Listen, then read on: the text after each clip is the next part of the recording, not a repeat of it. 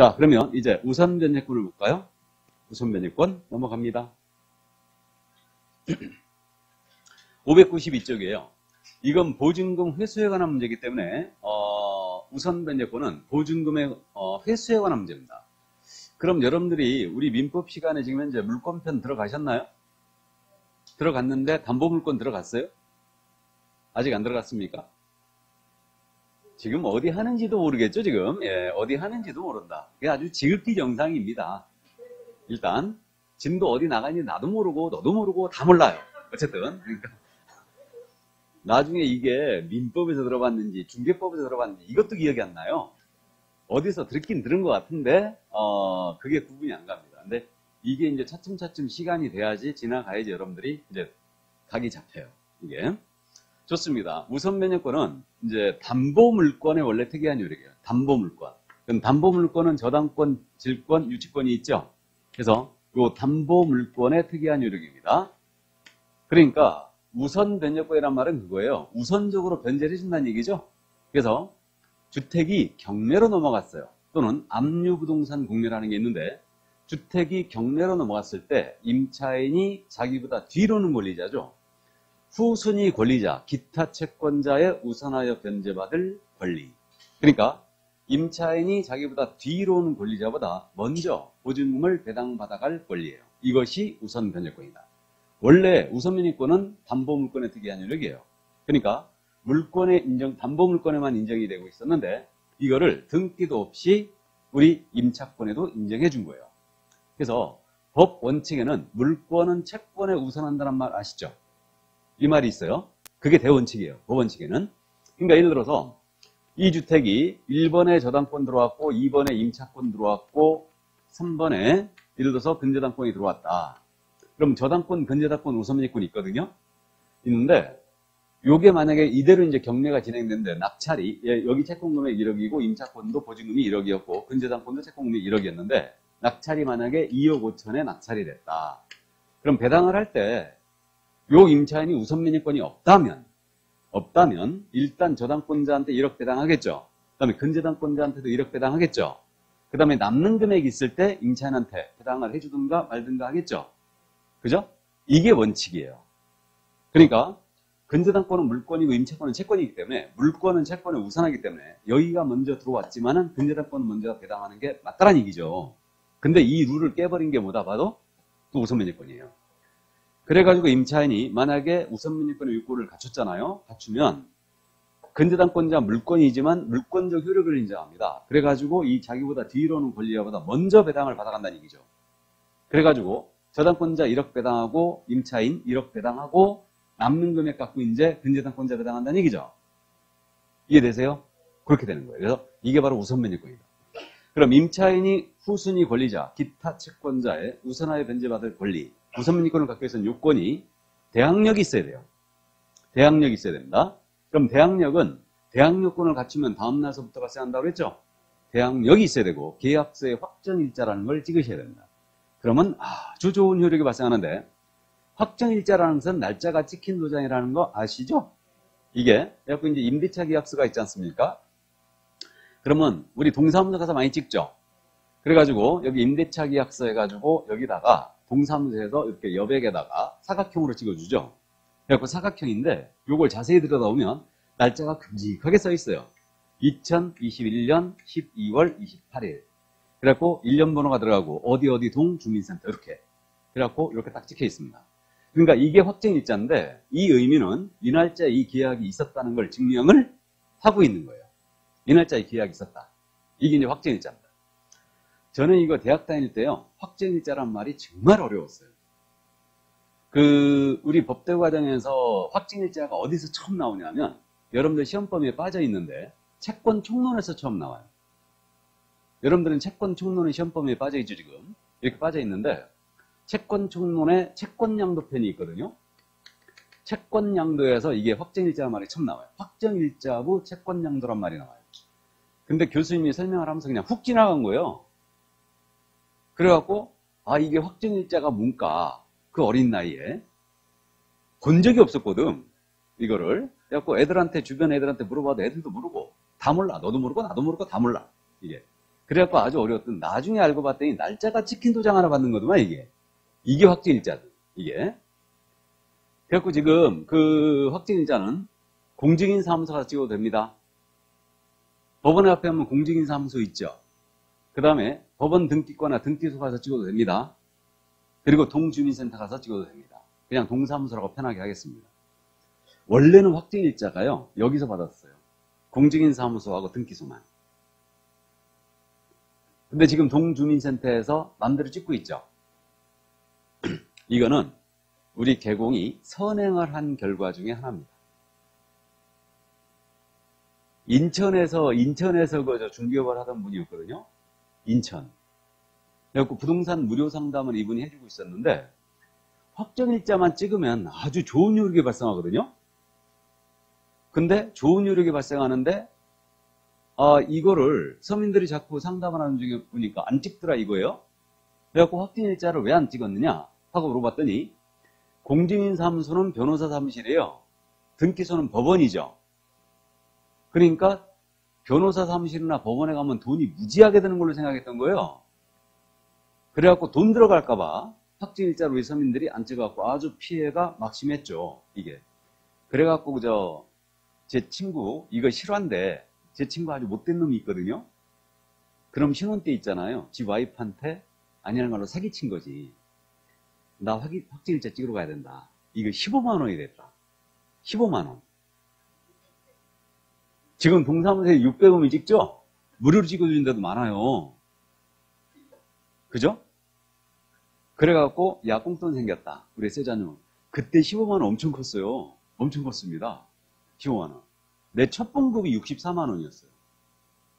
첫 봉급이 이게. 그래갖고 어쨌든 15만 원 엄청 컸는데, 그래가지고 이 개공이 이제 그 고민을 했답니다. 밤새. 어떻게 하면 쉽게 확정일자를 받을 수 있게 할까? 봤더니 이사할 때 전부 다 전입신고를 하더라 이거예요. 동사무소 가서. 그래갖고 전입신고할 때 확정일자를 찍어주는 걸로 하자 해가지고 제안을 했어을 이 제안을 했는데 이게 받아들여졌지. 그래갖고 지금 현재 동사무소에서 이렇게 찍게 된 겁니다. 이게. 좋은 일도 하죠? 예, 맨 사기만 치고 다는 거 아닙니다.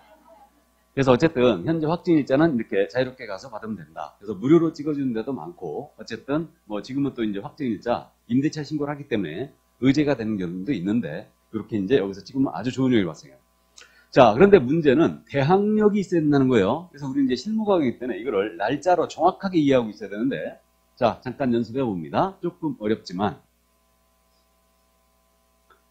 그러면 예를 들어서 12월 27일 날 입주와 중록 전입했고 계약서의 확정일자를 찍었습니다. 당일에 다 할 수 있죠, 이거.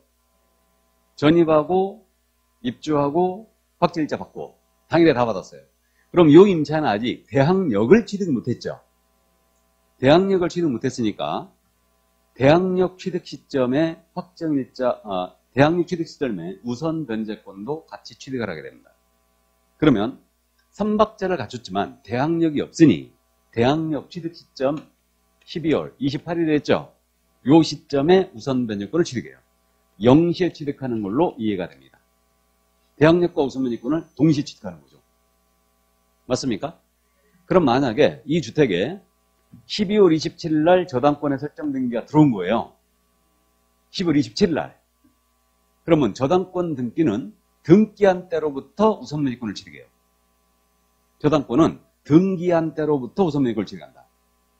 그러면 이 주택이 경매로 넘어갔다면 우선 변제권은 임차인과 저당권자 중에 누가 먼저겠어요? 당연히 저당권이 먼저지. 맞죠?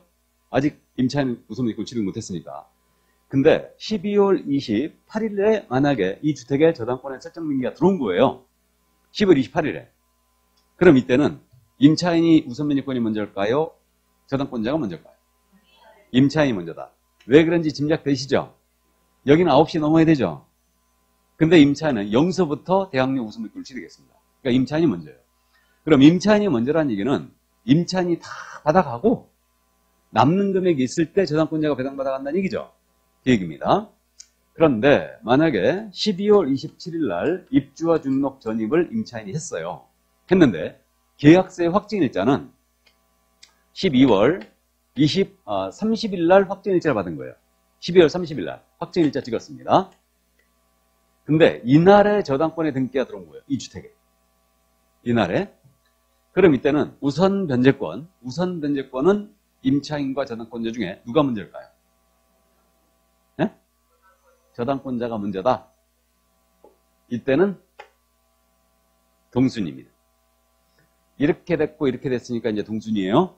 자, 왜 그러냐면요. 임차인은 12월 28일에 0시에 대항력을 취득했죠. 맞죠? 12월 28일 0시에 대항력 취득했고 임차인이 대항력을 취득한 상태에서 확정일자 찍었잖아요.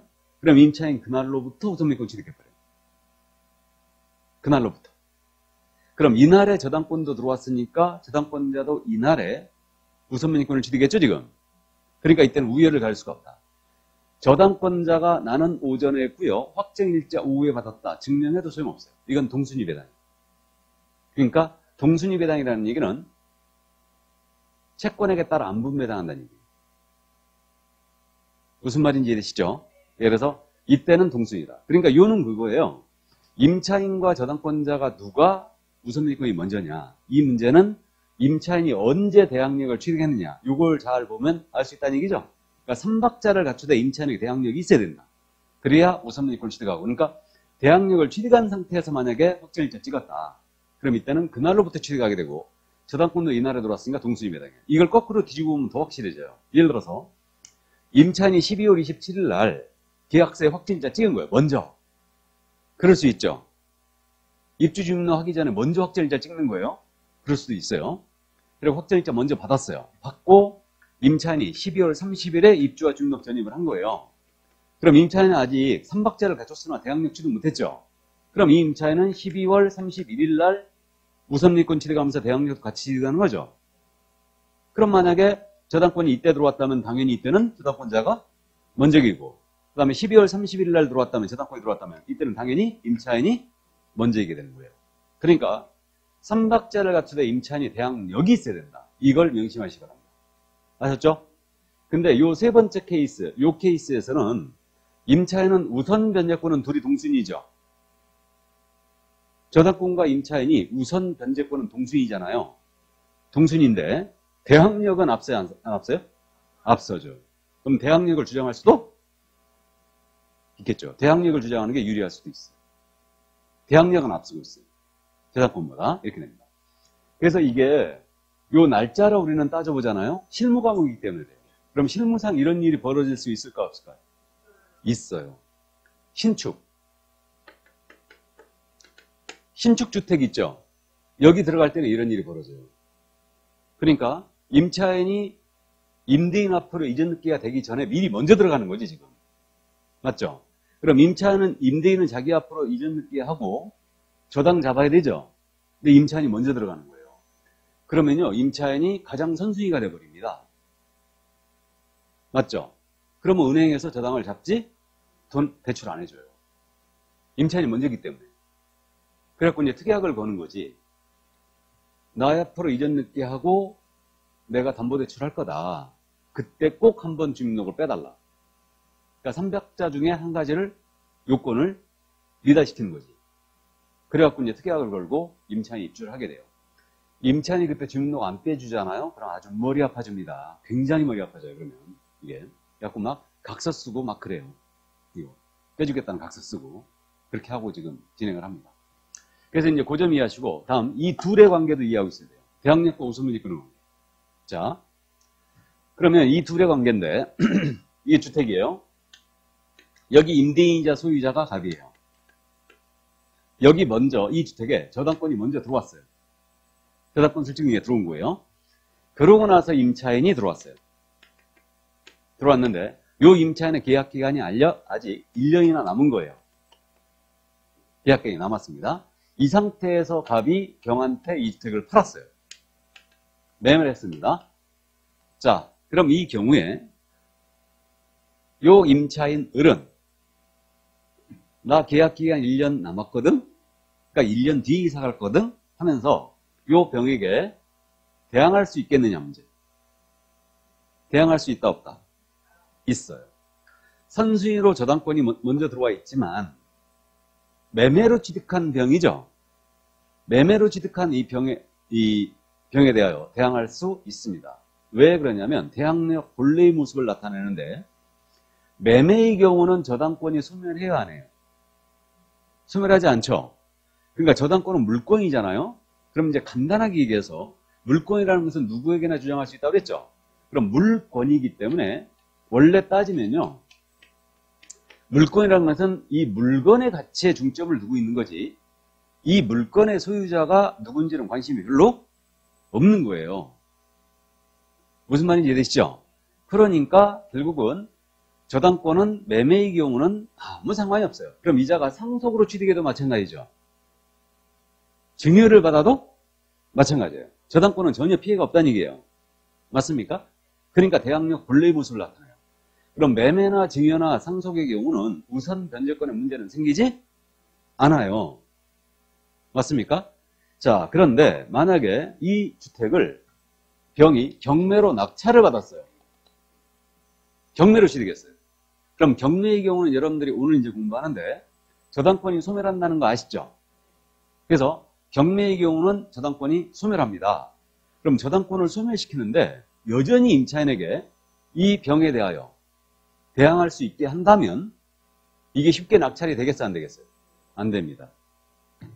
임차인의 보증금을 떠안아야 되니까 이게 유찰되겠죠? 그러면 저당권자가 피해를 입을 수가 있더라. 그러니까 결국은 경매로 취득한 이 병에 대해서는 이 저당권 때문에 임차인은 대항할 수 있다 없다? 대항할 수 없어요. 우선 변제권의 문제만 남죠. 그럼 순위에 따른 배당을 받고 이사를 가는 수밖에 없다는 얘기죠. 그러니까 임차인은요. 자기보다 먼저 오는 저당권이 있잖아요. 있다면 경매의 경우에는 대항할 수가 없다. 무조건 나가야 돼요. 대항할 수가 없다는 얘기는 보증금을 회수하든 못하든 관계없이 그냥 이사는 무조건 가야 된다는 얘기예요. 맞죠? 그럼 만약에 우선면의권 행사했어요 이제. 근데 보증금을 전액 배당을 못 받았습니다. 그럼 배당 못 받은 금액 갖고 병한테 주장할 수 있느냐? 주장할 수 없어요. 못 받은 금액 누구한테 하소내야 돼요? 갑, 원임대인은. 이게 대항력과 우선 변제권의 문제예요. 근데 만일 요 임차인이 가장 먼저 들어왔어요. 여기. 가장 먼저 들어왔습니다. 그럼 이 임차인은 망고땡이에요. 망고땡입니다. 가장 먼저 온 임차인은 이 주택이 매매로 넘어가든 경매로 넘어가든 아무 상관이 없어요. 우리 판례는요. 경매로 넘어갔잖아요. 이 주택이. 가장 먼저 왔어요. 임차인이. 가장 먼저 경매로 넘어왔어요. 나 찝찝해서 이 집에 살기 싫거든. 배당해줘. 하고 우선민권 행사해버렸어요. 배당 요구했습니다. 근데 가장 먼저 왔음에도 불구하고 배당 요구를 했는데 보증금 전액을 회수 못한 거예요. 예를 들어서 보증금 1억 중에 뭐 8,100개 회수 못했다. 2천만 원 회수 못했죠. 그러면 우선민권 행사했음에도 2천만 원 회수 못했죠 지금. 이번엔 2천만 원 가지고 낙찰자 병한테 대항할 수 있다는 겁니다. 네가 그럼 2천만 원 내놔. 무슨 말인지 되세요? 그러니까 가장 먼저 온 임차인은 경매의 경우 대항력 우선민권 어느 것을 행사하든 자유롭게 행사할 수 있다. 만일 우선민권을 행사했다가 보증금을 전액을 회수 못했다. 그럼 이번엔 대항할 수 있다는 거예요. 그러니까 먼저 들어온 임차인은 망고땡이 되는 거예요. 그래서 신축 같은 경우에 이런 일이 벌어진다고 그랬죠? 그래서 신축 같은 경우에 임차인이 가장 먼저 들어온 경우가 있잖아요. 그러니까 은행에서 담보대출 해줄 때 저당 잡아야 되지 않습니까? 먼저 들어와 있죠? 후수인으로 밀리죠 지금 은행이. 그러니까 주민등록을 한번 빼라 이런 거지. 그럼 주민등록을 빼버리면 3박제 중에 하나가 빠져버리면 그냥 후수인으로 밀리는 거죠? 그래서 그렇게 하는 거예요. 무슨 말인지 되십니까? 네, 그래서 대항력 우선면권 바로 이 관계였습니다.